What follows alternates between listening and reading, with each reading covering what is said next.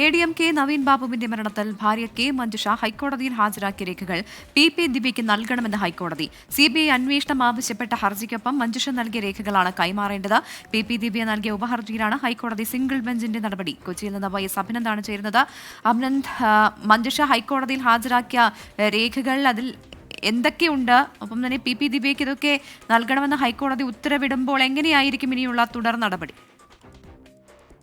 പ്രവിധ ADM Naveen ബാബുവിന്റെ മരണത്തിൽ CBI അന്വേഷണം ആവശ്യപ്പെട്ടുള്ള കുടുംബത്തിന്റെ ഹർജി നേരത്തെ ഹൈക്കോടതി തള്ളിയിരുന്നു. സിംഗിൾ ബെഞ്ചും അതുമായി ബന്ധപ്പെട്ടുള്ള ഹർജി തള്ളിയിരുന്നു. ഇപ്പോൾ ഈ PP ദിവ്യ ഇതുമായി ബന്ധപ്പെട്ട ഒരു ഉപഹർജി ഹൈക്കോടതിയിൽ വെച്ചിരുന്നു. ആ ഹൈക്കോടതിയിൽ ആ ഹർജി പരിഗണിക്കവെയാണ് CBI അന്വേഷണം ആവശ്യപ്പെട്ടുകൊണ്ട് മഞ്ജുഷ ഹാജരാക്കിയ രേഖകളെല്ലാം തന്നെ അത് PP ദിവ്യയ്ക്ക് നൽകണമെന്നതാണ് ഇപ്പോൾ ഹൈക്കോടതി ഉപഹർജി തീർപ്പാക്കിയതിനു ശേഷമുള്ള ഒരു വിധി വന്നിരിക്കുന്നത്.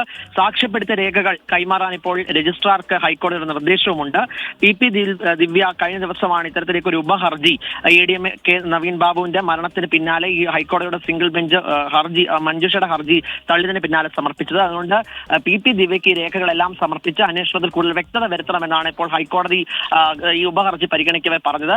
എന്തായാലും ഇനി തുടർ നടപടികൾ ഇതുമായി ബന്ധപ്പെട്ടായിരിക്കും നടക്കുക. പക്ഷേ CBI അന്വേഷണം എന്നുള്ള ആവശ്യത്തിൽ ഉറച്ചു നിൽക്കുകയാണ് കുടുംബം. ഈ രേഖകൾ കൈമാറുന്നതോടുകൂടി ഇനി എന്താകുമെന്നതാണ് ഇനി കാത്തിരിക്കുന്നത്. കവിത. ശരി, YS അഭിനന്ദാണ് വിവരങ്ങൾ നൽകിയത്.